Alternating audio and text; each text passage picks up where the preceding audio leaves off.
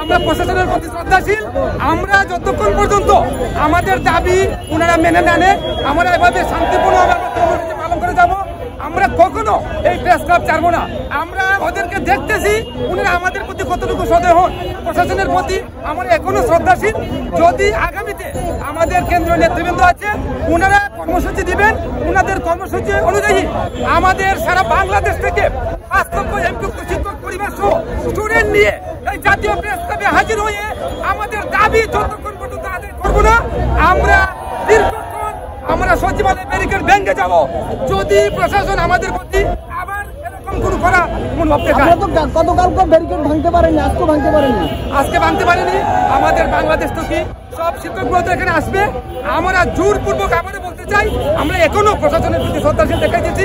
ওনারা যেভাবে বলতেছে যে আমাদের দাবি দেওয়াগুলা ওনারা পৌঁছাইছে অন্তর্বর্তীকালীন সরকারের যারা দায়িত্বপ্রাপ্ত, বিশেষ করে শিক্ষা মন্ত্রণালয়ে যারা দায়িত্বপ্রাপ্ত আছেন ওনাদের কাছে আমাদের দাবিগুলো পৌঁছাচ্ছে।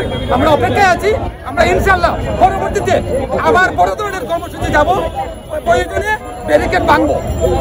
আজকের মধ্যে দাবি মেনে না নেই, আগামীকাল জাতীয় প্রেস ক্লাবে শিক্ষক সমাবেশ অনুষ্ঠিত হবে। আমরা সারা বাংলাদেশের 5 লক্ষাধিক এমপিভুক্ত শিক্ষকদেরকে আহ্বান জানাবো, শ্রেণী কার্যক্রম বন্ধ রেখে আগামীকাল সবাই জাতীয় প্রেস ক্লাবের শিক্ষক সমাবেশে উপস্থিত হবেন। আপনারা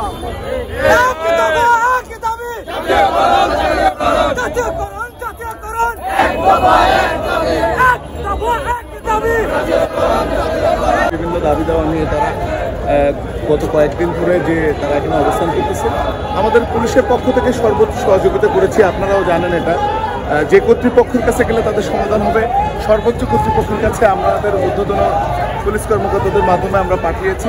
তো আশা করি তারা সেটাও বুঝতে পেরেছে। আজকে তাদের যে কর্মসূচিটা ছিল, মিডিয়ার সবাই আপনারা জানেন যে আমাদের কিছু রেস্ট্রিক্টেড এরিয়া থেকে রাষ্ট্রীয় গুরুত্বপূর্ণ স্থাপনা আমরা তাদেরকে বোঝাতে সক্ষম হয়েছি। যেহেতু তারা শিক্ষক মানুষ, তারা আমাদেরকে সম্মান জানিয়েছে শান্তিপূর্ণভাবে তাদের বিক্ষোভ মিছিল শেষ করে তারা আবার প্রেস ক্লাবে যাচ্ছে।